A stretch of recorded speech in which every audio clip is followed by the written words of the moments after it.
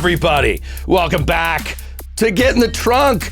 My name's Joe O'Brien. I am the handler of this particular campaign, which is going on, well, it's in 6 seasons now, but we're in 3 seasons of impossible landscapes, hurtling toward the conclusion. And the handler of balls. I was just going to say, so many balls in the air right now. Joe, you handle us so well, man. Sydney, how do you think I handle those balls? I think that you handle them, I would say, delicately. We had a little pre-recording talk. And I feel like you're a really good handler. Really good trying to think of another sexual innuendo, but I can't think of one. You're very delicate. You're very generous. Very generous handler. Very generous, very giving. Giving handler. Giving and attentive. It is my honor and pleasure to handle all of you. I am, as you might be able to hear, I am under the weather. I'm playing this game 6. Could be my Michael Jordan flu game. That's what I predict for this episode, if I could set a high standard. But I have a take that I'd like to throw out there. A bit of a hot take. I'm curious where you guys all stand on it, if I'm just crazy, but I'm just going to say a statement and react. Tell me your thoughts. Over-the-counter cold medicine doesn't do anything. Agreed. It is an absolute robbery of the American public by pharmaceutical companies. 100%. It treats the symptoms, not the underlying cause. Yeah. So it just makes life a little bit more livable. But I had a doctor. I don't think it does. I take them. I took medicine. What are you taking? I'm coughing my ass off.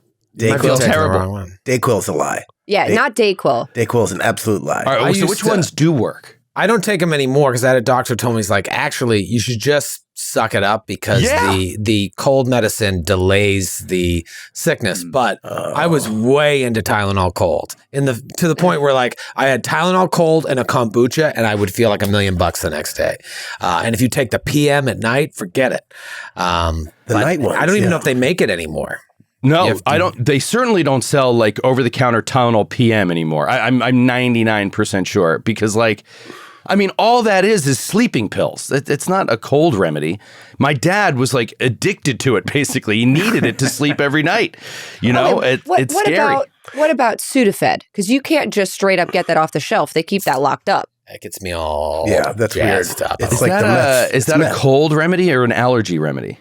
It's for congestion, I believe, but it's basically like it's an antihistamine, right? Like a super intense. Yeah, it's like the adrenaline shot. You take it and you're like, I can meth. breathe. It's meth. Yeah, it's what they make. It's what they make meth with. Yeah, actually, that's why they keep it locked up because they want to make sure you're on the up and up. Well, this is what I want to identify here is like because I feel the same way, Francis, about Dayquil. Like if I take Dayquil, nothing really changes. Yeah. You know what I mean? Like what over-the-counter thing can you just buy that you're like, oh, this really did shorten the length of my cold? Nothing. Do you know what I like though? And it's like $26 for 10 pills. It's very expensive. I'm with Troy though. I ride it out. I try not to take a lot of medication. I try to keep my immune system like up. I'm licking subway poles. I'm eating gum out from under desks just to keep it going. Shoving dirt in my mouth. Not surprised at all. But I like I'm a sucker for like the homeopathic home remedy stuff. So I'll take an Airborne. I'll do an Airborne, a kombucha, like a good Airborne. I'm a sucker. For that. Psychologically, Airborne really feels good. Like you're like, okay, I've got good things happening. I'm building up my juice. defenses. Yeah. I don't trust anything invented by bored teachers. Is that Roger or is that Troy? That was its famous tagline. Who was that? Troy, are you crossing over? Are you method right now? It's unclear. It's just the truth. I'm scared. I like Zycam. The one that you like. Zycam. I feel is that the one that's like? I think it just it helps shorten the duration of a cold. I find that's the one that's like zinc based, right? And it's like take this as soon as you start to feel a symptom, and it'll shorten it. Yeah, I think that may have worked for me before. That's what you need to do, Joe. Try that out. Well, it's too late now. I'm 16 days in, so I think it's too late for 16 days? Wow. That doesn't seem right. No, but I'm like 10. It's brutal. So anyway, I went to the doctor and I had to get a prescription. So that's what I'm saying. This over-the-counter shit doesn't do anything. You spent all this money. You needed to just go to a doctor and get a prescription. Are you drinking Well, they enough give you a fluids? Z-pack. Are you peeing? Are you peeing? I got a Z-pack. I got a Z-pack. Are you peeing enough? It's a bacterial infection if it's a viral infection. My pee is like, you could call it yellow, but it's kind of like brown. Is that normal? It's like chunky. I think you got some poop in there. I get the word the best word I could come up with for it is globular. Oh my God. It's like bubble tea. It's like a horrible. It's like Bubble tea? Pieces of tapioca. Is that bad? Is that bad? You guys are sick. oh man. Well, we are. Sydney mentioned a pre-episode chat a little pep talk that I gave to the players. We're coming up to the end of this campaign here, and I just wanted to make everyone aware so that, mentally you're in the right headspace for how deadly this goddamn adventure is. But deadly in the sense of like, just ending your life as you know it. It's really a very, I guess kind of double down on that, because this is the thing that I don't like about this adventure, to be honest, that some people may like, some people may not like. And I love what you guys are doing with it, like absolutely.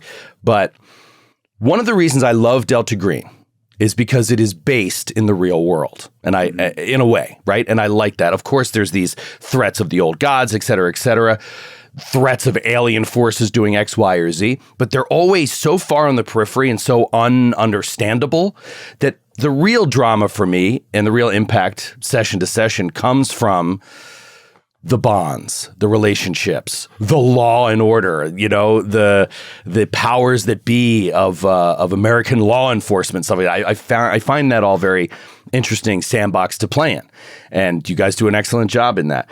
This adventure gets you to a place that is pure fantasy, it seems, right? Like it is so how do these characters where like a season or two ago we're rolling sanity checks because, you saw a World War II radio and it squawked out something that was like you had said into a telephone a week ago. And now we're not rolling like sanity checks as you walk around in a completely alien world with like no attachment to home. So I don't want to, we play too many fantasy games and this starts to become like normal. But I also can't like completely cripple you into like you can't move forward. That doesn't make any sense either. So really, I just want to, reaffirm to everybody that you are in unbelievable danger at every second because you are out of your mind. You're completely out of your own reality. Last episode, you met a family, and that family seemed to have been executed for some reason. Pillowcases, gunshots to the head, and this family seems to have similar names to Roger and Vicky. The man looks exactly like Roger, but seems to be from another time, 100 years ago, in another place, another city called Yathil. Has a daughter named Camille, a daughter who apparently in Roger's mind, he doesn't understand quite how, but while on a flight, he saw a woman who reminded him of his daughter, Camille. It's a very strange fracturing of the mind in a way where these things seem real, but we're not really sure what is. This same girl, Camille, gives Neil a crown that she made for him. A crown made of twigs and sticks and acorns and pine cones. But to Neil, it appears to be a resplendent golden metal crown inset with gems. As you leave this place, as it comes under fire, it seems, you see an exploded and fiery cathedral, a cathedral burning down in this city. and you're fired upon by some unknown soldiers who are backlit, and you can't really understand who they are. And it's at this moment that you start to understand perhaps you can manipulate your own reality here in a way. Neil begins to present himself as a king, Vicky as a queen, trying desperately to do anything. Roger trying to use his imagination to generate the things that he needs, perhaps a grenade or something, or maybe Vicky said grenade, I can't remember. But just because you want it to happen doesn't mean it happens. There seems to be, you have to truly believe or something like that, and it's not really all coming to pass. However, Bobby is able to connect with something, calls in an airstrike as you guys are in a compromised and pinned down position. And as the plane comes in out of nowhere, somehow Bobby succeeds in this warping of reality. In that moment, as the plane comes in, these lights come out from the plane and light up the front and faces of these soldiers. And you see that one of them is Sam. Vicky, your daughter. Roger, perhaps your son. Or your son, Vicky. Roger, perhaps your son as well. And these soldiers, Sam included, turn and bolt into the night. And that's where we left off last episode. So in this moment, fire blazing, we hear the opening up. Right after you see Sam, Vicky, you hear the opening up of the guns on this airstrike as this plane flies overhead and just the ground past you guys and all the way up, chasing behind these soldiers. Almost immediately, you lose sight of them. You don't see the soldiers as they disappear into the fire and the darkness, but it looks like these bullets are bearing right down on them. The fire, the bullets go into this cathedral, hitting some of the base wooden structures that were already damaged by the fire, and you see the right side, as you're looking at the cathedral, just begin to collapse. And this is the side to which the soldiers ran. It looks as if it's an unsurvivable situation that these men have just run into, and in that instant, it's over. A collapse, and then and the plane is already flying away, its sound decreasing as it fades in the distance. Vicky, what do you do in that moment? I mean, Vicky would have, like, as soon as she saw Sam or even thought it was Sam, she's been looking for him this whole time, she would get up because she was laying down. She had like kind of crawled by the fountain that they were at. So she would immediately start getting up and like running towards Sam. And I mean, if you say this building like collapses completely, she would stop. Not completely. The right side of it starts to, falls, but most of the structure is still up. Yeah, so she would run toward it, yelling for Sam. What is she yelling? She's yelling his full name. She's saying Samuel. Maybe his middle name is Murray. I don't know. He never said. Maybe there's a reason. That's interesting. Maybe there's a reason. He always. Oh, okay. Samuel Edward Murray Ricci. Eddie Murray. Eddie Murray. She runs towards this fire screaming, and in that instant, as you begin running, you start running, and the flames are licking up the side of the McAllister building that you have just lit on fire and began to burn to the ground. You are running directly up to the side of the McAllister building, and you're on a New York City street. It is 1995, and your son is in that building. Oh my God. And you're yelling for him, Sam! He was in there when you guys lit it on fire. Oh my God. Can I roll some... Can I'm gonna roll. I'm gonna handle you so hard. What do you want to roll? Be gentle. Be gentle and giving, like we said you were. I don't know. She wants to roll. I want to say like a wake up check, like to just have a pinch yourself. Yeah, like or does she have no moment of realization? She thinks Sam is in this burning building. Like there's no way I can. You're both at the same time. Yeah. Sam is in the McAllister building. You know that you're outside of a burning cathedral. in a way, it's happening at the same time. I would say dominating you right now is this image of the McAllister in your brain. You are living two realities at once in this moment. Okay. So she will then... You know what it is? I don't know if I've ever said this before in this campaign, but it's everything everywhere all at once. Oh, wow. Ooh, yeah. Right? I think that's a good analog because it's kind of hard to wrap your head around as you're watching it. But now your character is in that sort of situation. You're in exactly two places at once. I think she still has self-preservation, so she's not going to run into the fire. But I think in the Kathir reality, she's moving across the rubble towards an entrance that's not the side that is completely destroyed and dangerous. Just trying to find another way in to see if she can see if Sam's alive. Okay. Roger, you see Vicky start bolting toward the fire, come up short as the heat is just boiling off and really holds her back, and she starts working through the rubble and trying to make a perimeter around the cathedral to find some way in, and she's screaming Sam's name. What do you do? What does Roger do in this moment? Is there anyone else around? Have those soldiers all soldiers ran away from you toward the around that right side of the cathedral, and they were shot at. It collapsed. They could be dead. They could have outran it. There was a lot of cover in there as the plane was shooting at them, a lot of broken buildings and stuff. You don't know. All right, so I'm going to tell Bobby to keep an eye on Vicky, and I'm going to go around the other side, the opposite end of the building. If she went to the right, I'll go to the left, or vice versa. So Vicky, you were going to say you go around to that collapsed side because that's where Sam was running, honestly. Yeah. But you're going to keep your distance so you're not harming yourself by stepping literally into the fire. But you are on 32nd Street in Manhattan. You are screaming his name in this burning building, and you can't get closer. As you try, the heat is just so intense, it keeps pushing you back. Roger starts flanking around the other side of the cathedral. Bobby, what do you do? He's just he sees Vicky going, he's Maybelline, and starts following just behind her.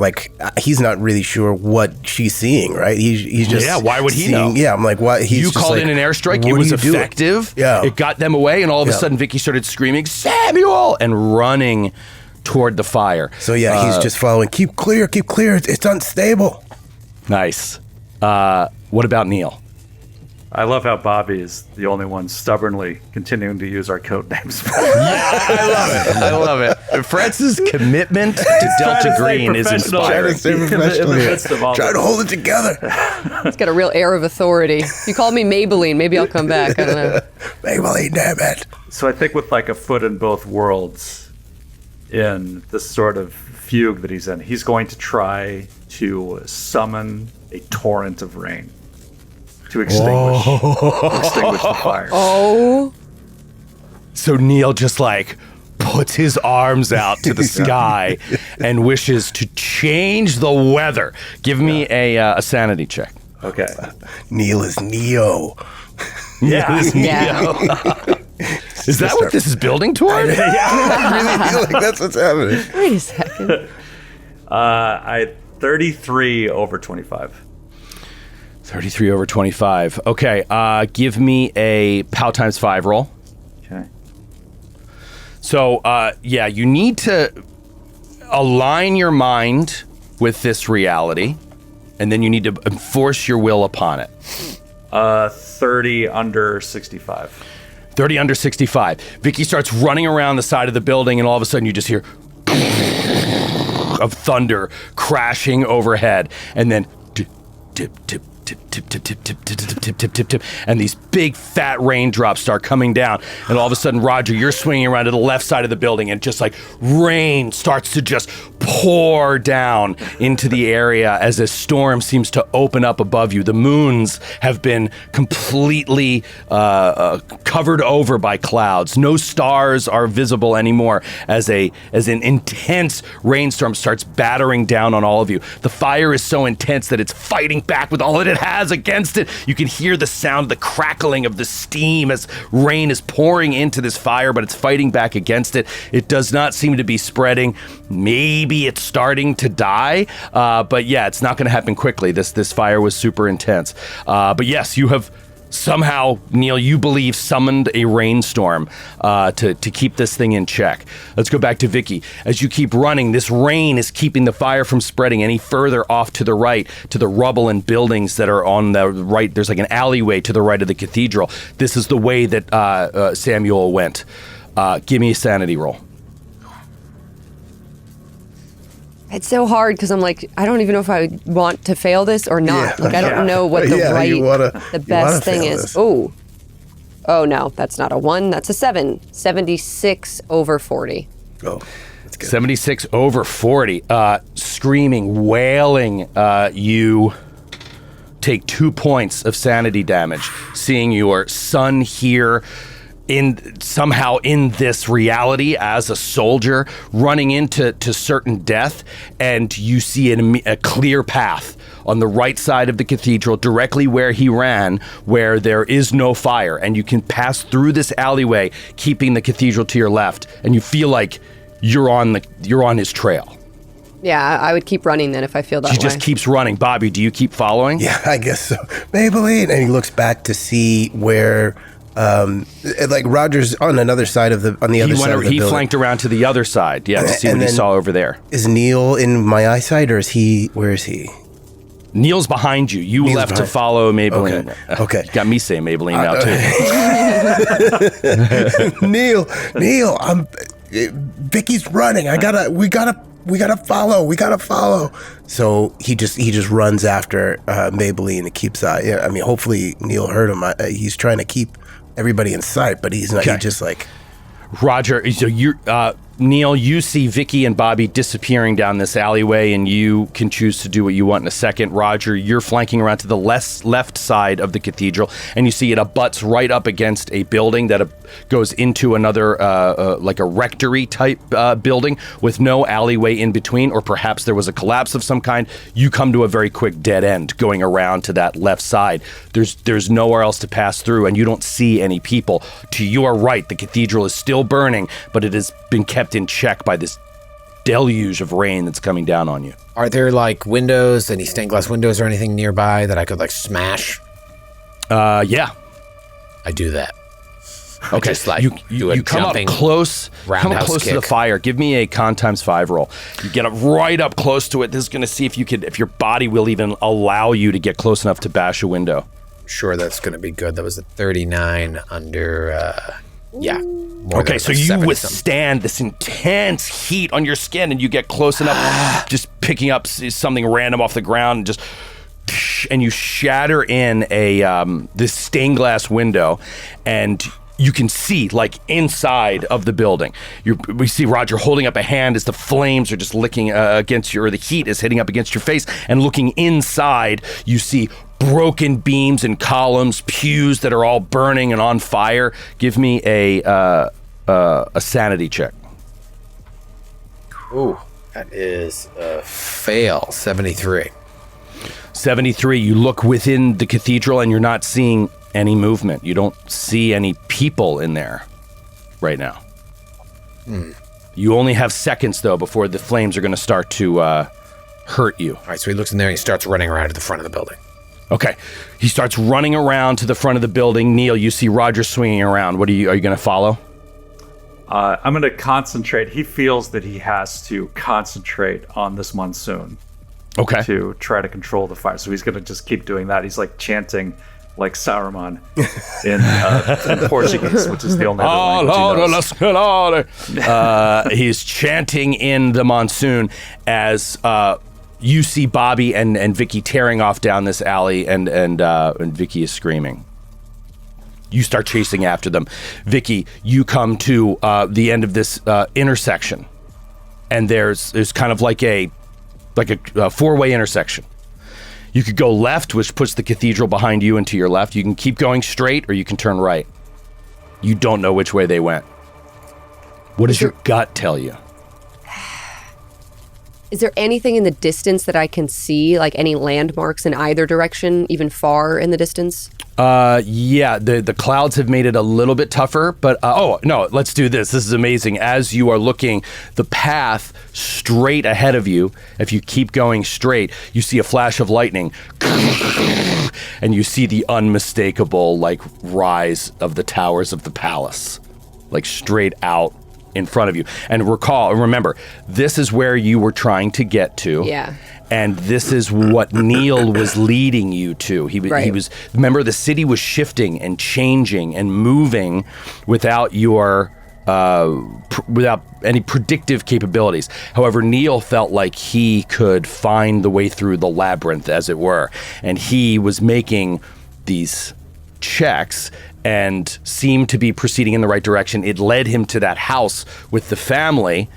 And then coming out on the other side of that house, down those fire escape steps or whatever, you see the palace is there. You seem to be going in the right direction, but now you are fully in the war zone. Bobby, you are familiar with this place from your coma. You were once in this war zone, and you, in this moment, could also start to put together that the palace, that you had to get to the factory. You knew that you had to get your division to the factory by breaking this code. Mm-hmm. And you're starting to be like, if I can get a lay of the land of the streets, if I can point my position now, I know how to get to the factory. But anyway, Vicky, this is all happening so fast. You see the palace straight ahead. Yeah, I think once she comes to this intersection, that strike of lightning kind of stops her for a second, almost like wakes her up. She has no idea where she's going. She has no idea where she is. She has no familiarity with any of this. And she's been running. She was just being shot at. She's going to stop. And she's just breathing hard. And she is trying to center herself because she also understands, like, that could very well not be Sam. She saw this guy in the gas mask. That was Christopher. But it wasn't Christopher. And like all this shit has been happening to mess with her head. So she's just going to stop for a second and wait for Bobby to run up behind her. And she says, I lost him. Who? Who did you lose? Sam. And in that moment, Roger gets there as well. Comes running up behind you. It was I'm Sam. here too. Roger. It was Sam. It was Sam. I lost him. Oh, God. I lost him. That's the palace. That's the palace there. I know where we are. I recognize this. Recognize it from where? From my dream, my coma. It was a war zone. It was just like this. We had to push through to the palace. That's where we were fighting to get to. Which way do we go to get to the palace? Straight ahead. Right? Yeah. Straight ahead. It was. Yeah, straight ahead. All right. Let's just Neil. press on. What about Neil? Shit. The rain is coming down on top of you. Yeah, Neil. At that moment, the rain starts to taper off, and Neil comes calmly walking down the street towards them. You see Neil calmly walking down with a crown of twigs. And the fire is beginning to be subdued as all of the wood and rock begins to get wet, more and more wet. But the rain stops. The deluge and becomes like just a trickle as Neil walks up. We're just kind of staring at Bobby's just staring at him like he's oddly calm right now. Like, Yeah. what the fuck? Neil, we're going to the palace. Baro Palacio. And he starts walking towards the palace. What did Okay. he just say? All right, Skid, give me a sanity check. Neil, give me a sanity check. Critical fail, 66. 66. That means he sees everything clearly. For real. It means that you are exactly where you want to be. Now, you with a critical fail, I will say, you realize you've now walked away from the fire, and you've now walked for like a couple blocks.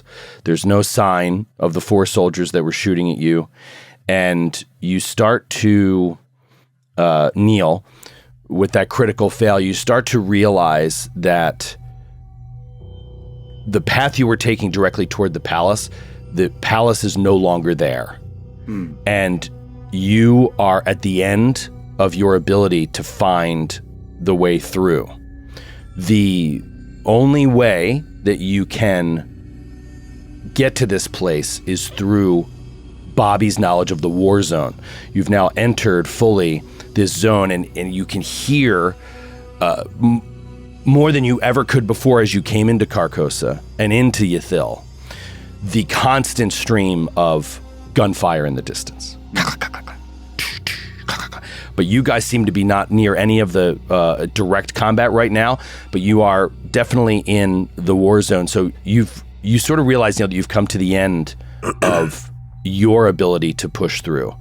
Bobby, as he rolls this check, you start to realize that Neil has brought you to a place you recognize, a spot that you have seen in your dreams before. There was a spot where you were holed up in a building and you were talking to the colonel upstairs, and then you were sent to a separate room to talk to Private Lavallee, who had the backpack, and you had to break the code. Right. You see this building. You were pushed out of this building by mortar fire, if you recall. Right. It's like boom, boom, boom, and you had to run and rush away. But it was in this building that you rolled the successful SIG-int checks to know the layout of this area, and what the Brits were trying to tell you is the location that will get you to the factory, which will get you to the palace. So you had to communicate that, but you didn't have time before you woke up in a hospital and Roger pulled you out of there. Got it. So he's remembering all this, and he's just like, the coordinates. I gotta get us to the factory now. I see where we are. We have to. And he's trying to think. Was there? So when I woke up, my goal was to get that info to the colonel, right? To fight. Yeah. So in a moment, he's just like, we have to find the colonel. We have to find the colonel. Can I do like a alertness check to see if I see where? Because we would have had to escape that building and regroup with the rest of the colonel and everybody else. So can I see where that building was, or where they were, the colonel and everybody else, after we left that building? Yeah. Okay. Well, just give me an alertness first. Alertness. Okay. Okay. Actually, that's not right. Give me a search for the moment. Search. Okay. All right. Let me see. Oh, okay. I gotta get search. Come on, baby. Shit on a stick. 58 over 46. Oh, 46 is good too.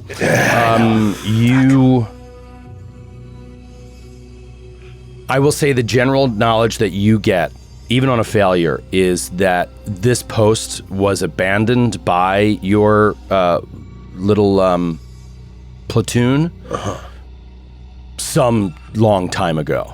Fuck. So nobody's been here for a while. There's no way really to know where the colonel is in this moment. The only thing that you have is a secret coordinate for what you've heard as is the factory, and that's all you know. Secret coordinate. So, can I get us there? Can I use that? Okay. Yeah. So knowing where you are now, you know how to navigate the streets to get there. Okay. So Robert, my honored vassal, I have brought you to the place where this task that is appointed to you can now be completed. I leave it to you, my honored knight. And I stretch out my hand with my ring on it for him to kiss it. He just kind of looks around. Vicky's just Vicky's like, I don't. All right. Okay. All right. I think I can get us to the factory. Hello. Did he kiss it? I thought I kissed it. Honored vassal. He grabs his hand. Thank you. Sorry, I missed that. Go. Carry on. It's all right. I didn't give it a good enough smooch. Deus Volt. I think I can get us to the factory. We have to get to the factory, and then we can get to the palace. Follow me. And then you want to say something, Vicky? Vicky will start walking, like slow, just so confused. And she's going to say to Roger, what are we doing? All I keep thinking is, and this may be hard for you to understand, but that may not be Murray. And we may not be we.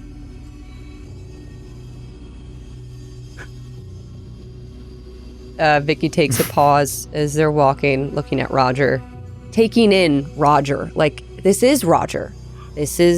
She knows Roger intimately. Like, this is the man she married, the man she divorced, the man she may or may not have a child with.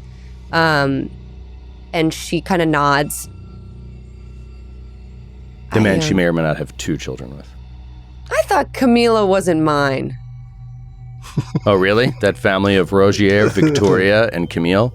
Oh, Camille. I forgot about Camille. Yeah, so she nods. She says, I'm saying that this confusion is in your head. Yeah, These warped yeah. realities that, like, maybe you do have a daughter. What? It's very weird. And she says, I think I know that. I think I know that. Deep down, somewhere. I don't know. But then there's the what if. What if it is Sam? What if we could save him? What if we do, we could stay here? What? I don't know. There was a time when I wanted to stay here. Not here, but the year from before. Like, when we were in the Barbados. But lately I just wanna go back to before all of this. In a world where you don't exist. That's why I'm here right now.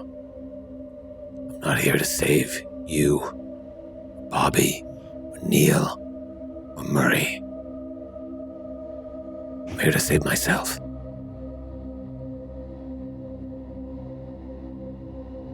Vicky kind of nods. Although this is like hurtful, it's also not.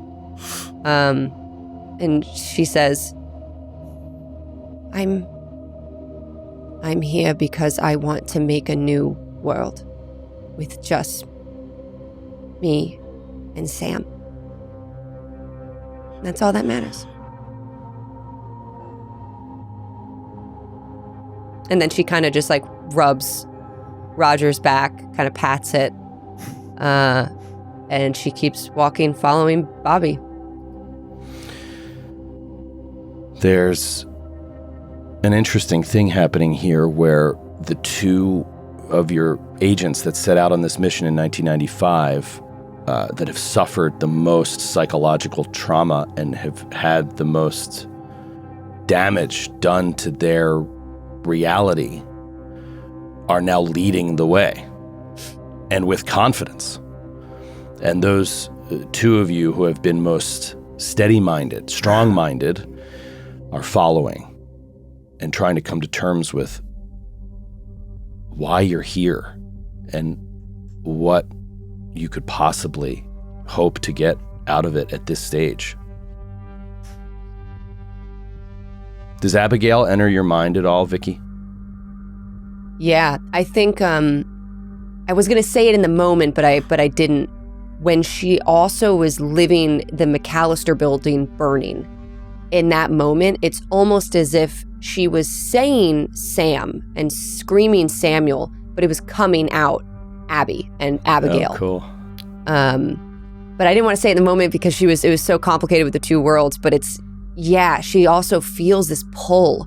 You know, she's in this sundress and she wants to meet Abigail again, and Abigail and that stranger with the briefcase in her dream and the marriage and the wedding, like she feels like she could be Abigail. Like there's so many weird parallel universes.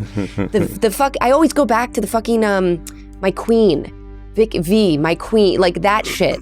So just as much as I'm like Is she Abigail? Like, Vicky also feels that pull towards Abigail to find her. She wants to ask her questions. She wants to know her.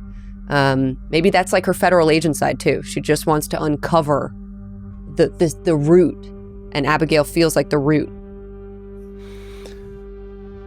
You're talking and passing this time with Roger, spending time with your own thoughts because you've been walking for more than an hour, twisting through these streets. Bobby, you are looking up for landmarks. You don't even have anything written down. You remember so well this secret code that you were breaking down, the list of numbers, 2, 3, 0, 3, 2, 5, 1, 4, and you're like remembering what that exactly pointed to on the grid. But before you get to the area you believe is this location, you're close, but you hear increases in gunfire and explosions. You know that you're getting deeper and deeper into something serious, and there's a smoky haze that starts to come down from the buildings themselves. It's seeping through the alleys and up the streets. It is perhaps a lingering fog from the storm being over, or perhaps the gun smoke and dust and debris of explosions and machine guns rattling off hundreds and thousands of rounds. It's just created this haze to everything where you can't see more than 30 feet in front of you as you're walking through the street. Vicky, you come out of your thoughts, and the first thing that you notice is a body coming through the mists, just laying on the street, face down. Looks like a soldier. And as you get a little bit closer, Bobby, you and Neil walk by, you see this too. You immediately see a second one, and then a third one. And each one of them are wearing these gray military uniforms. They look like young boys. And one of their helmets has been blown off the head by a gunshot. The head is just bleeding or dried up. And you see the helmet leaning to the side next to the body, and it has the red star of the USSR Army emblazoned on it. Russians. The fuck? Knew it. You keep walking and you start to see more bodies, more soldiers, and all of a sudden the gunfire kind of has slowed down, and there are bodies. Like, there's literally like a tank that has been like burnt out, bodies hanging out of the tank, and you see British soldiers marked with the, what's it called? The Union Jack? The Union Jack, yeah. Marked with the Union Jack. And in the distance, Vicky, you swear through this mist, you hear faintly on the wind, Mom. Shit. And we'll take a break right now. And we'll come back after a quick break. Sydney needs it. I need a break. Mom.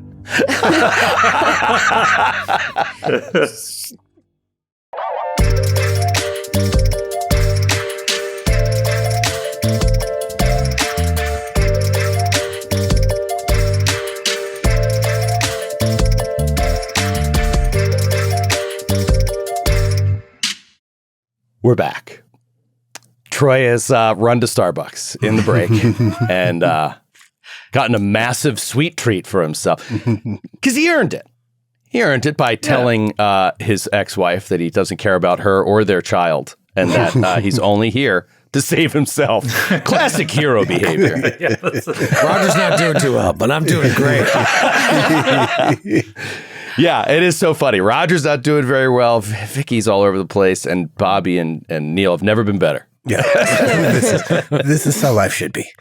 This is how life should be. All right, so just before we left, of course, you began to walk into an area where there was some great battle, and you can see multiple bodies of soldiers down on the ground. Some were British, some were Russian, or Soviet, we should say. Some were Soviet, some were British. Vicky, you suddenly heard in the distance a call from Mom. Might have been Sam's voice. Might not have been. You, nobody hears this but you. You don't know that in the moment, but I'm just letting you all know you don't hear anything except the occasional rattle of distant gunfire.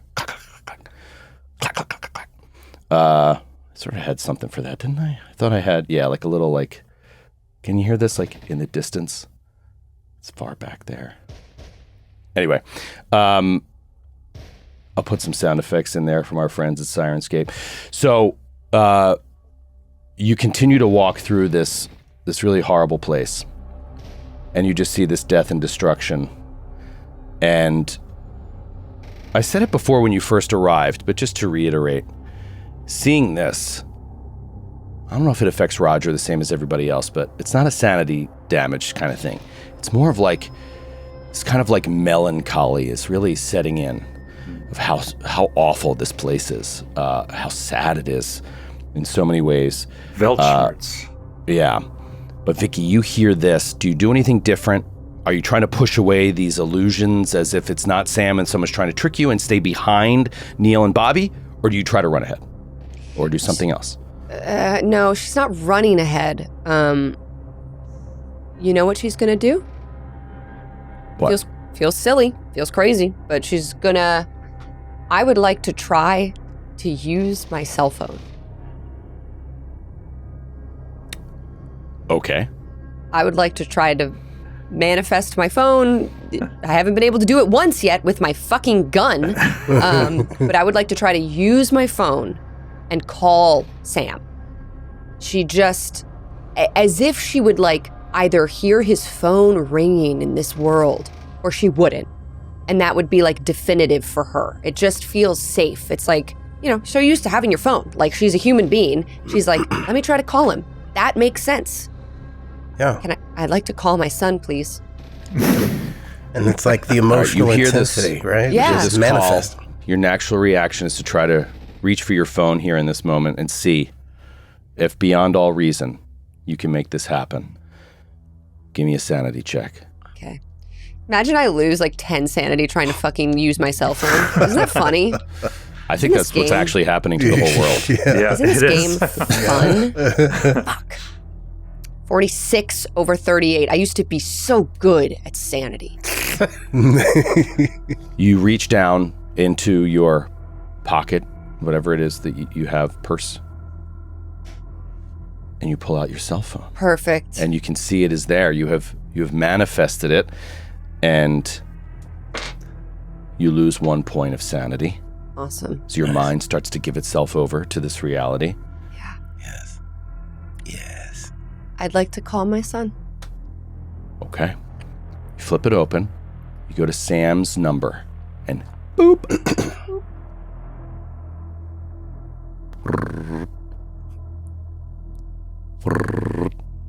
Impossibly, in this alien place, it is ringing.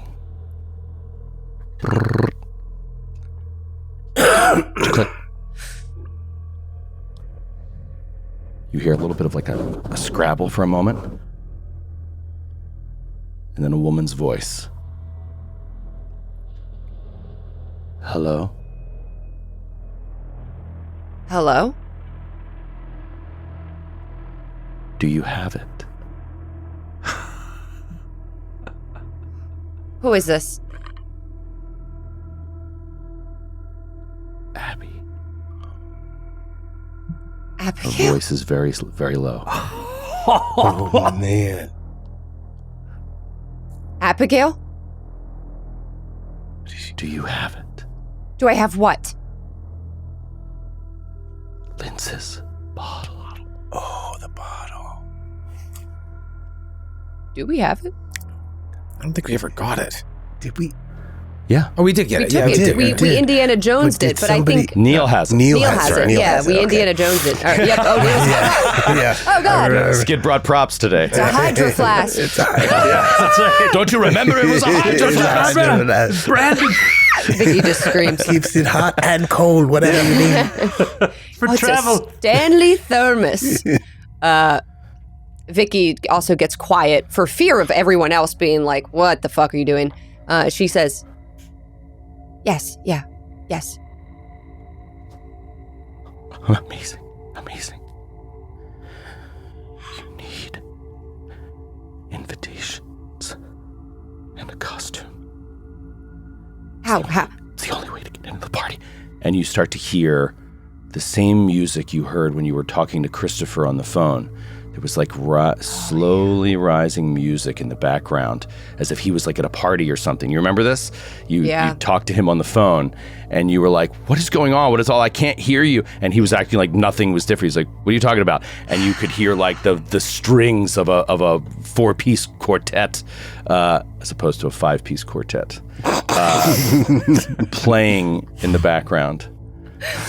I love you, Joe. Improv.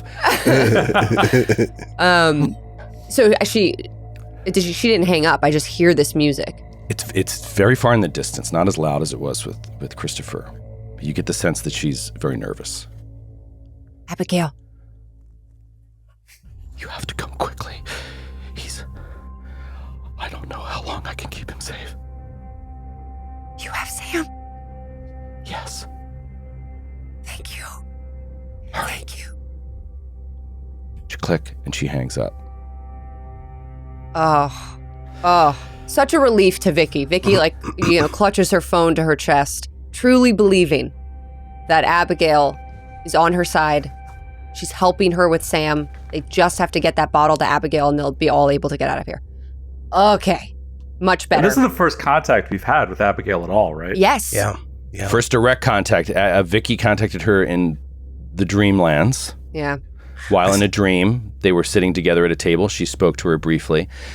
But there was always very vague and always very not on the same plane. Yeah. The conversation. She'd be having this completely what's the word I'm looking for? Sort of like dream logic conversation. Nonchalant conversation. Yeah, exactly. This is the first time you talk to her and she seems in your present, in your reality, with a direct understanding of what the mission is and that she needs your help.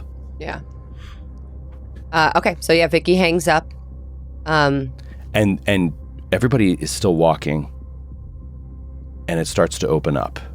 You're no longer on a narrow street, but in some sort of a plaza, perhaps, but you can't see more than 30 or 40 feet in front of you from the fog, the haze, and the smoke.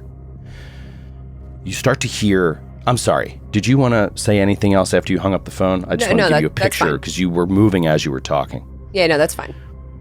The rest of you saw nothing but more bodies and soldiers on the ground. And then you see a different helmet and a different color garb as you see German soldiers on the ground as well. It seems like all of these countries that were involved in World War II in one way or another are here in this place inexplicably. Remember, Bobby, Roger, you experienced this briefly in a dream. Bobby, you experienced this through your coma. There was also another faction, the Black Wind. These were men speaking another language, wearing all black with fezzes and World War I technology weapons, rifles. Perhaps that comes to your mind as you see all of these, the Brits, the Americans, the Soviets, and the Germans. And then through the smoke, you hear voices in the distance, chattering back and forth in a language you do not understand. Bobby hears it and just says, "Everybody stay close. We're in the war zone." Now you've moved into an area so large that you can't see any buildings to your left or to your right. You're still walking on cobblestones, and coming up toward you is the vague outline of what seems like a fountain maybe. You're in some sort of large square, large area, and again, you start hearing these voices, more insistent now. And then they rise in crescendo a little bit, and then you hear pop, pop, pop, pop, pop, pop, pop, pop, and bullets begin to fly past you and hit the cobbles around you. It seems like very erratic and not precisely aimed gunfire, but it is in your direction. What do you do? Go for cover. And you said there was a fountain. There's nearby? cover everywhere. There are trucks and tanks and piled tires and big piles of sandbags that had been used previously as a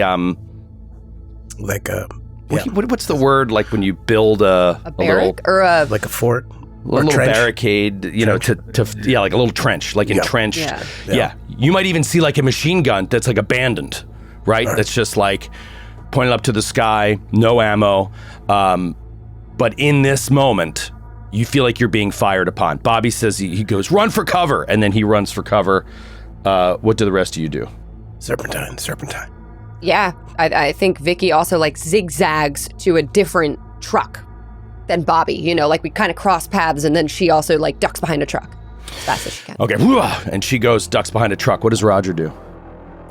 I'll stay with.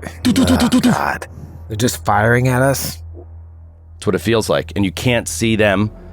It stands to reason they can't see you. But they're just like kind of randomly firing. I'm gonna hit the ground and stay low and just kind of army crawl towards them while like trying to maintain some sort of cover. So just like on my stomach. And Neil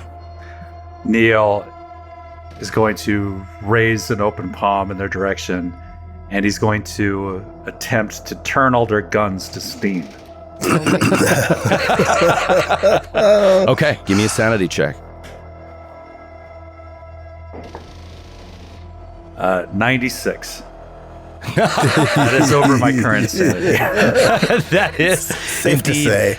Over your current sanity. All right, give me actually, before you get to the willpower roll, you realize for whatever reason, you're unable to do this because you don't know what your weapons are, where they are, and essentially in Pathfinder terms, you don't have line of sight. Okay. So like you imagine this, you feel like you could affect this reality, but you're unable to force your will on it because there isn't an exact targeted, idea of what you're really doing. You say their weapons, you don't even know who they are. So, you feel like you might, maybe if you get closer, you might have the ability to.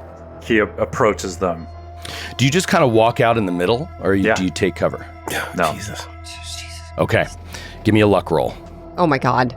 Are we seeing this? Are we seeing this? Are we just like watching Neil walk into the fucking... I think you guys are all undercover. You tell me. Yeah. I think it could go either way. What do you, Bobby? Do you see Neil walking? I mean, I think he stays down. I mean, but after a while, he's gonna have to peek and see, try and get a position. But on who is shooting. But 62.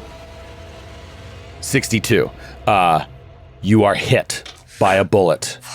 As it's careening through the smoke. Incredibly unlucky, but it impacts you directly above your heart in your chest. You immediately take 6 points of damage and go to the ground. Boom! And it's just this force of power that just knocks you to the ground like a hammer. You said you did see him, Bobby? Well, he sees him take a shot. So you see him go down. Boom! Do you still have hit points? No. What were you at? 1. You were at 1 hit point? Holy crap. This whole time? Yeah. Oh my God. He's just walking around under gunfire. Oh my God.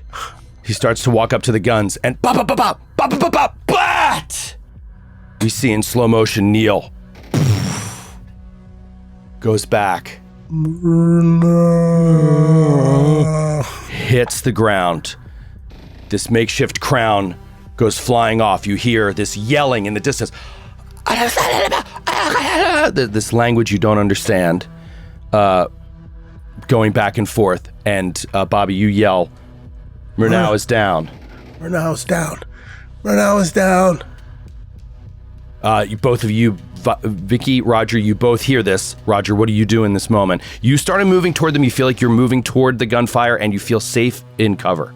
Right. So I think he starts having like PTSD flashback type of thing. Like he's crawling along the ground, and he's just like slow motion looking back and just seeing a body drop. And Neil's body is in like fatigues in his vision, and he's like just hears like bullets whizzing by, and he's no longer here. He's like in Kuwait. And you're in like a completely different war zone. Yeah. And so Roger just like grabs a gun that doesn't exist in his hands and just starts like providing covering fire. You know, he's just, I don't know if a gun manifests or not, but like he just instinctively thinks he has a gun in his hands. It's like providing covering fire. Give me a sanity roll. 36 under 58. You are unable to manifest a gun, and but you see a weapon on the ground next to you. It looks like an AK. Wait, no, is that too late? No, it looks like a bolt action German rifle. An old, he grabs it and just like and just starts like crawling along the ground, shooting, crawling a little more, shooting some more if the gun allows me to do that. It does. Yeah. It does. But he's kind of out of his mind. He's reliving something. Okay. Bobby, what do you do? By the way, I should say, Bobby, you feel like this is the place. And perhaps somehow, without you understanding quite how, this is where your unit was trying to get to unite with the Brits. They're here. So like you're in the right spot, but somebody is defending this area, these Black Wind. Okay. So he's going to try and, because he remembers that the other unit's supposed to be here, so he's going to try and call out to the allies that he's supposed to be meeting here, to help them, just to help us get out of this pickle, like get out of this this position under fire. So he's going to be like, this is Private, or this is Sergeant. Did I have a name when I was in that place? Did somebody? They called you Bobby. They called me. Okay. This is Walford. This is Sergeant Walford, trying to get cover. I need cover. You hear gunshots coming off to the left side. Maybe you don't know, or right side. Maybe you don't know that it's Roger, but you hear gunshots close to you that are not firing at you. Okay. That seem to be firing at them. Okay. Perhaps that's them. Identify. Any response? You hear Bobby calling out Roger for cover, saying identify. You don't see any other soldiers around you. Vicky, where are you in all this? I think Vicky is crawling to Neil. She hid behind a truck. She sees Neil go down, and then she's just like, no. And she just starts like army crawling to Neil to try to apply pressure to the wound. Okay. You crawl up to Neil, and you see he's laying there, inert, with this pool of blood rising above in the higher part of his chest, and it's coming right through his clothes. She rips off a piece of his shirt, tries to like pack the wound. I don't know. I don't even know if she would think to try to like manifest something in the moment. I think she's truly just trying to do triage. I have no fucking first aid. I have no medicine and no first aid. Maybe she's gonna manifest. Kiss him. I kiss him. But you're putting pressure on the wound. You're holding it. She's thinking about manifesting. Roger, you're firing kind of up into the. As you do, the fog starts to move a little bit, and you see figures, and you start to reconcile like what you're looking at. You see this wall, this defensive wall that is like a fortress of some kind, and it looks like iron or steel, like a sloping wall, almost like a dam that is maybe 3 or 4 stories high and not climbable without taking a heavy gunfire. As at the top of it, you see entrenched positions on the left and the right around this center area of machine guns and rifles with sandbags piled up, and they are in an unbelievably advantageous position. You see in the center of this thing a gaping hole that seems to be like a slope down into a lower part, and then large double doors in the base of this fortress that are below your ground level by 1 level. Does that make sense? So you kind of drive down and in, and there's a double door at the base that's actually at like a basement level, and then above it is this wall that's going to stop everything from getting in, and on the top of that wall are these Blackwind soldiers shooting down at you, yelling at you in some other language. Does it seem like if I made my way towards the base of the building that slopes down, they would be unable to hit me from there?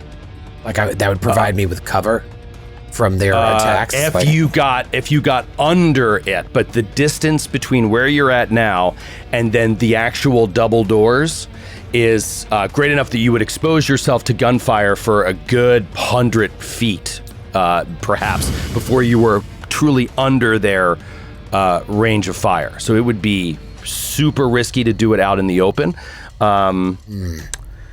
Trying to think of what else. That's his intention, but yeah, he doesn't want to... They stop shooting for a moment. A head pops up. Yells something in another language. I don't understand! You're gobbledygook! Some guy shoots. Pop! Bullet swings off his thing. Shoot back. Stop doing that!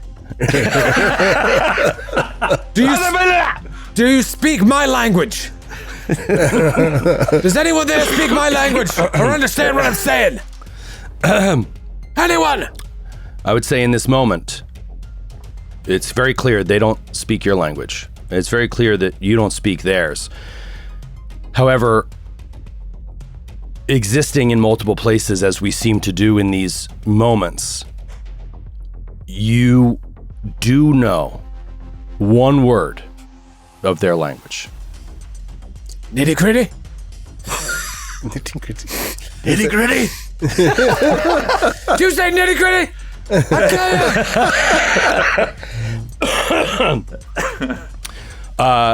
You do know one word of their language, yeah. What is it? And it's nitty gritty. It is nitty gritty. It is nitty Yeah, gritty. you Wow. nailed it. That's great. Okay. Nitty-gritty. Fucking nitty gritties. The nitty gritty. Do you shout that? Do you actually shout that? He's just like, nitty gritty! Nitty gritty? I absolutely despise as a GM having to talk in a made up language. I hate it. It's like Team... Because it always ends up sounding like some other language. The best is in Team America when he's like, Durka, Durka, Durka, Durka. And the guy's like, Durka, oh, Durka, Durka, Durka.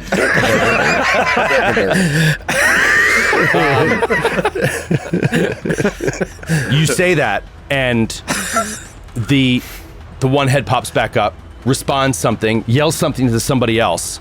Another one stands up, and they all seem to like stand up from behind cover and release their guns. Then I, with one shot, put a bullet through all of their heads in a line.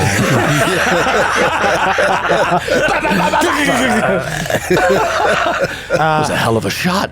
Triple kill. It's like, nitty gritty. Nitty gritty. Nitty gritty. Like calling down the line, and they seem to stop firing. Vicky, you're holding this the wound for Neil. This blood is coming up through your fingers, like, and you're pushing down and hoping that you can keep him alive. You feel like he has seconds. What are you gonna do? Oh my God. Jesus. Well, here's the thing. I can't do a first aid. It's a 10%. I'm going to fail that. Can I so run up? What? Can I run up and try and first aid? I mean, yeah. Do you have first aid? I have like 23. Okay, I'm gonna also manifest. And Why don't we start with your manifest? See what that is. Okay. I love that we're saying manifest now. It feels very like woo woo. Yeah. Okay, so she has her hand. She's watching this blood like pool up through her fingers.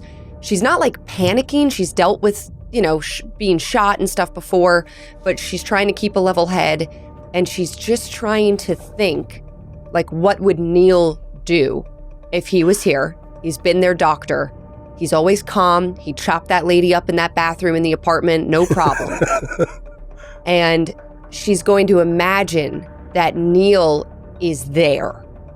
And Neil is like placing his medical bag like on his own stomach and opening it up and pulling out some tools, which is, there's like a cauterizer. And Neil is like using that to close the wound as he's also like applying antiseptic and like cleaning it and stuff. And she's just having like an out of body. Neil, I need your help. Reviving Neil. Yes. She's having like in her own mind this out of body experience, dreamlike, where she's screaming out for Neil to help with this person who is Neil. So I would like to imagine that Neil is cauterizing his wound. It's less, let's think about it as less of you being like, you know what, I'm going to manifest Neil. And more like in the moment, you actually being like, Neil, we need you. Neil is hurt. And not thinking that's insane. Yeah. Yes. So this is where your die roll is so enormously important. Jesus. I think it's an awesome idea. And I'd love to give it to you. But you gotta roll for it. Okay. And I'll tell you, you need to fail a sanity check. Oh Yeah. my God. Okay. She's not been This good is- at that. Yeah. This is She better. has been bad at it the entire campaign. You have not failed the fucking. She doesn't fail sanity checks, but now she's a little down. I'm low. I'm A low. little bit. Okay. It's better than first aid. It's statistically better than first aid. Yeah, better than So- my first aid, that's for sure. Feels right. All right, here we go. My sanity is at 37. Bobby's slowly running toward you. You're like, Neil, we need help with Neil. Yeah. You just hear, I don't even want to look. And you hear the gunfire has stopped. I thought it was a 1 again. That's 70 over 37. wow. Thought it was a 1. I was really worried I killed Neil. Yeah, you would have killed him. Yeah. Yeah. Wow. Huge. Okay, so suddenly, out of the mist and smoke, Oh my God. Neil. you hear Neil behind you. Neil, what do you say to her? Don't worry. I can handle this. And she like lets go. She's like, oh, thank God Neil's here. and, And by the way, oh no. yeah, I mean, this doesn't come without a God. price. You do take 3 more points of sanity damage. You did fail a sanity roll. Okay, I just hit But my you are breaking taking point. sanity damage as you summon Neil in to help Neil. And I hit my Cast breaking summon point as that happens.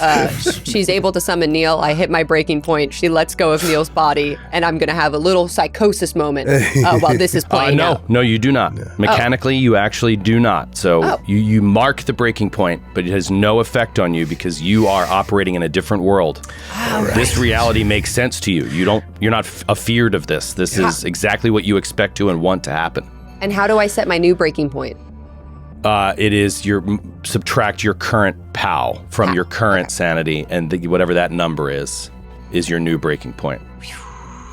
All right, Neil, you have a chance here to save yourself. We'll put the die in your hands. You are a trained medical professional, and somehow in Vicky's reality, she is shaping Carcosa in such a way that you can help yourself. It's an out-of-body experience. You see yourself and you're able to do something about it. Bobby, you're approaching. You don't see Neil. What? You see Vicky just let go and sit back. What are you doing? As he's saying this to you, Vicky, you see Neil working on Neil. Obviously. Yeah. She just turns to Bobby and she's like, oh, thank God. Oh, thank God. I thought he was going to die. What are you talking about? He's bleeding out. He's bleeding out. What are you doing? Neil's working on him. Let him be. Let him just do it. That's amazing how insane that sounds.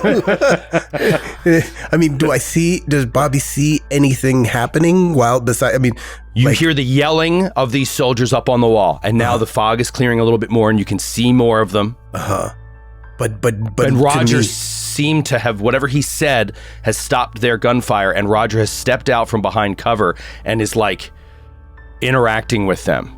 You know what, Skid, right before you do this roll, your medical roll here, the soldiers, Roger, are beckoning to you in another language, and they're pointing down to the double door at the base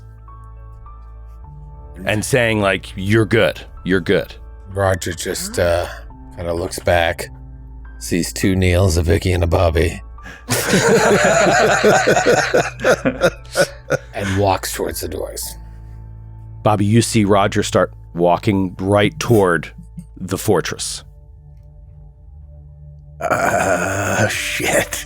Fuck. I mean, yeah. Just go with your knee-jerk reaction right now. What does Bobby do in that moment? Knee-jerk is to go into those double doors and see what the deal is. So he looks wide-eyed at Neil. He's like, he's dying. Vicky's looking at you. It's okay. Neil's taking care of him. I'm just like, you're okay. Like, all right, I'm out. Say, okay. And you just turn and leave Vicky to die alone. No, it's fine. It's cool. Like, you turn toward Roger. Yeah. But in that moment, Skid, give me a roll to save your life. Oh. What is this? What are you rolling? Just science medicine, or what is it? Surgery? First aid or surgery, whichever. Wow. Yeah, let's do whatever's higher. Whatever's higher. I mean, he's got his whole tool bag. Yeah, let's do first aid. I got all my stuff. You got all your stuff. Imagine his whole doctor bag. Oh, God. Jesus, that is wild. Sounds so intense. Sounds so intense. 10. Oh, man. Wow. Is that over your first aid? Yes. My first aid is 9. So. All of a sudden, Vicky. But I can check it. No. All of a sudden, you just see Neil. Just open his eyes. No big gasp. No jump. Just open his eyes. And Neil, you're back in your body. You know what I mean? Like, you feel like you somehow have stabilized yourself. You have 1 hit point yet again. You're just like, and then reality starts coming back in. You know where you were. You know what happened. You know you're not invincible to these things. That you can be put down. But you helped yourself. You may not know that it was really Vicky's reality. It's very interesting. But you had some sort of out of body experience here, and we'll say you can start to sit up. And Vicky, you see him begin to sit up. What do you do? She just like helps him. Dr. Neil is gone. He like worked and then left because that's all she had pictured. And she helps him up and she goes, Neil, are you okay? And he gets up, he has this like hand over his chest, and he just turns to her and he says, "That hurt." And she kind of laughs. She just kind of laughs. Here, come on. We got to get inside. We got to get inside.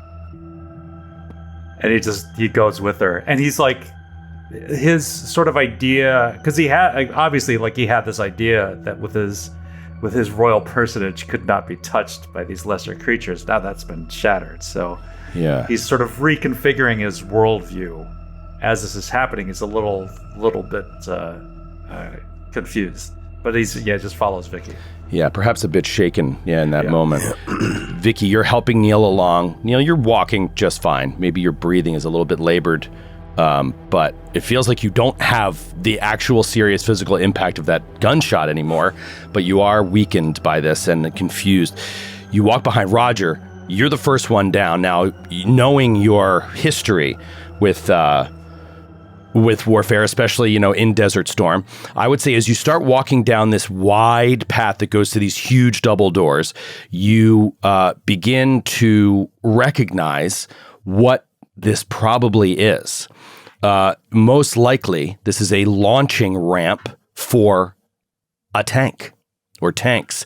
This is like wide enough for them to come from below ground and go up and into the city, you know, where they need to go. You can see the telltale signs of the tracks of tanks as they had been moving past this place. You start to walk slowly down this slope, and the big double doors begin to swing open before you. I'm gonna walk along a little bit here narratively and just kind of describe what happens as you guys are walking through. Stop me if there's anything particular you want to do. If you don't, I'm gonna like just keep narrating the scene here. You come into this through these double doors, and you see a massive underground, wide open space that indeed appears to be a factory. But it is a tank factory. And they are slowly, but surely creating these machines of war. You see these Black Wind soldiers everywhere. The ones that are at the door that actually opened it just sort of nod to you, and they're holding these old World War I rifles. And they sort of nod and just sort of gesture for you to enter through right into the middle of the factory. And there's a strange sort of, you're welcome here, or you can pass through here sort of thing happening. And as you pass through those doors, these big double doors close again behind you. You can hear the sound of blowtorches and the sparking of equipment that is working on these machines. You hear bangs and shimmies as things are moving around in the factory, as parts are being assembled, disassembled, hitting the ground, and you can see dozens and dozens of workers, engineers, that are building these things as you continue to walk. Suddenly a man comes up and starts speaking, and Neil, you understand the language, which is why it was very strange that Neil went down in that fight. And very dramatic on my end. I was like, oh, Jesus Christ. Oh, shit, if he dies. Is it Tartesian? Is he speaking Tartesian? He's speaking Tartesian, yes. Ooh. And he says, "This way. Follow me," like in kind of a friendly tone. And he says this to Roger, but you overhear this, Roger. You have no idea what he says. He says, "This way. Follow me," and just like kind of starts to turn and walk. Nitty-gritty. Yeah. Nitty-gritty. Yeah. He wants you to follow him. I'm still like holding my chest. He's like, "He wants you to follow." You understand what they say? Me do, yes. I mean, I do. Neil, what does nitty-gritty mean? I kept saying it to them, because I asked them to do weird stuff to me. Yes, it involves the butt. I don't need to say anymore. No, what does it actually mean? Do you want to ask? Yeah, I ask him. No, I'm saying, Neil, do you want to ask like them? Oh. You guys don't know. I don't. Okay. Yeah. I ask him, I says, like, the word is not a word you know in the language. Oh, yeah. Okay. Be cool. Well, be cool about it. stuff, Be like, cool about it. But ask. Yeah, it's like, excuse me. We've been taught this phrase. Yes. Nitty-gritty. What does it mean? Nitty-gritty. Of course it is. That is the name of our leader. Our leader passed, but it is the password to enter the fortress. Dude. Who gave you this password? Only those that are allowed through would ever be given the password. When this first came up, I mentioned Nitocris or something like this Egyptian pharaoh. I think this might be like this cult that goes back all the way to Egypt. What? Yeah. Holy Troy A. Lavalster. Wow. shit on my face. Really? No way. And Roger's like, Do you remember where we heard it though, Troy? Where you heard it was it? the first time we said it. I was like, Nitocris? Was The first time. Remember? Wasn't Do you it remember? Wasn't it when Neil was in the car outside the hospital, and like That somebody? was like the last time. Oh, that was the last time. Oh, Yeah, that shit. was pretty recent. Oh, right. What was The the first time you heard it was when you came upon, or I can't remember if you came upon or if you did the shooting, but I believe you came upon an injured captain of the Black Wind. It was, you came across it, Roger, while you were dreaming. You and Bobby were in a pinned down position, assaulting a small street. Remember, a guy was on a horse, and he was directing these other guys to fire, and then you guys flanked around and killed them. Wow. During that process, you came across a soldier who was dying but not fully dead, and all he said was "Nitty-Gritty." It was his dying words.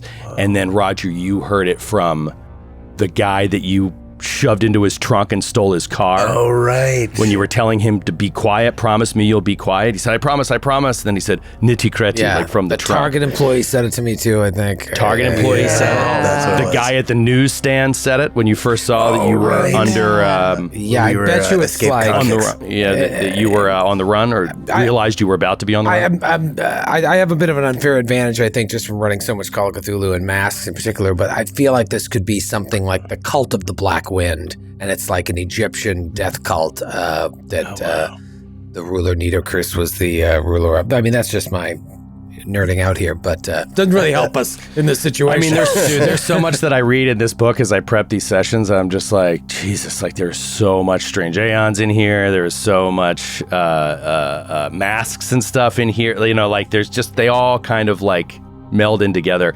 But anyway, he says, where did you find out the password? As you're walking through this factory, you come off of the main floor and you start walking through a series of hallways. Do you tell him? Tell them. Yeah. A soldier told it to you? Yeah. Sorry. Yeah. It's just like an ally, a soldier. He told it to us himself. Excellent. Excellent. And he seems to be like in good spirits. He's walking along. He says, you want to go through to the palace? Yes? Yes. Yes, well, I can show you the way. I can get you to our clockwork area. You'll have to get through there yourself. What is this gibberish, Neo? He's telling us the way to get to the palace, so we have to go through the clockwork area. What is that? What's the clockwork area? What is the clockwork area? I say in Tartesian. He responds, this is the section of the factory, which is run by the old man. And he just like kind of smiles. He says, it is where a different kind of equipment is made. He keeps walking. He's being pretty cryptic. I think he mentioned Jeff Bridges. I'm sure I just think we should follow Just him. exists in this reality. The I dude. think so. The dude. The dude.